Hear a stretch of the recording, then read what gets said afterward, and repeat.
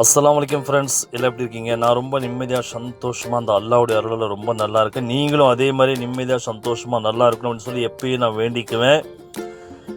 இன்றைக்கி நம்ம பார்த்தீங்கன்னா வழக்கம் போல் நம்ம வரும்போது ஃப்ரூட் ஷாப்லேருந்து இந்த வேஸ்ட்டான ஃப்ரூட்ஸ் எல்லாம் எடுத்துகிட்டு வந்தாச்சுங்க. வெயில் ரொம்ப ரொம்ப ஜாஸ்தியாக இருக்குது. நம்மளாலே வெயில் தாங்கிக்க முடியல. அந்த அளவுக்கு கோடை காலம் நம்மளை கொளுத்து வாங்குது. நம்ம இந்த கோழிகளுக்கு கொடுக்கறனால என்ன ஆகும் அப்படின்னு சொல்லி கேட்டிங்கன்னா, இது நல்ல ஆரோக்கியமாக சந்தோஷமாக இருக்கும். நம்ம பார்க்கும்போது நம்ம உள்ளத்தில் நமக்கு ஒரு மகிழ்ச்சி, ஒரு புத்துணர்ச்சி ஏற்படுங்க. நீங்களும் கோழி வளர்த்துவதற்கு ஆர்வலாக இருந்தீங்க அப்படின்னா நமக்கு ஃபோனை போடுங்க.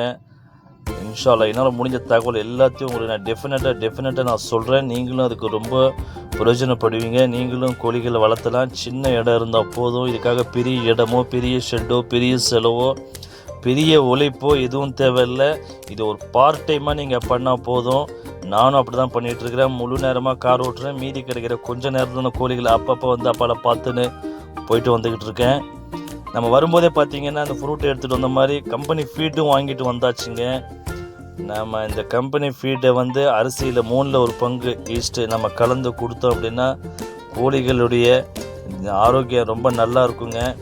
இதை கண்டிப்பாக கொடுக்கணுங்க. வெறும் அரிசி மட்டும் போட்டு வளர்த்தா கோழி வளராதுங்க, கோழி தாங்காது. சத்தியமாக அப்படி மட்டும் அவர் செஞ்சிடாதீங்க. கோழிகளுக்கு கம்பெனி ஃபீடு, கோதுமை இதெல்லாம் கொடுக்கணுங்க. நாம் இதை கொடுத்தா மட்டும் போதாங்க, அதுக்கு பசுந்தி உணவும் கொடுக்கணும். பசுந்தி உணவு சின்ன சின்ன இந்த பில்லுக்கட்டு கொடுத்தா கூட போதும், அதுவும் நல்லா சாப்பிடும். நாம் இந்த ஃபீட்டை போட்டுட்டு அதுக்கப்புறம் அதுக்கு நமக்கு தண்ணியை வைக்கணும். அந்த தண்ணியை வச்சுட்டு அதுக்கப்புறம் அந்த வாங்கிட்டு வந்த பசுந்தி உணவும் போடணும். அதுக்கப்புறம் இங்கே இருக்கிற சந்தில் பொந்துலாம் எங்கேயாவது முட்டை போட்டிருக்கோம், அதெல்லாம் கலெக்ட் பண்ணிவிட்டு நாம் ஊருக்கு புறப்படணுங்க. நம்மளுக்கு நேரம் ரொம்ப குறைவாக இருக்குது.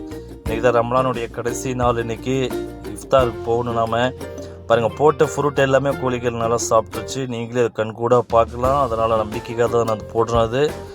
மறுபடியும் ஏன் சொல்கிறேன் அப்படின்னு பார்த்தீங்கன்னா, நீங்கள் இது மாதிரி கோழி வளர்த்துறதுக்கு ஆசை இருந்தாலும் சொல்லுங்கள். நான் உங்களுக்கு அதுக்குண்டான தகவல்கள் கண்டிப்பாக உங்களுக்கு நான் டெஃபினட்டாக வாட்ஸ்அப்லேயோ அல்லது உங்களுக்கு மெயில் மூலிமா கூட நான் உங்களுக்கு பண்ணுவேன்.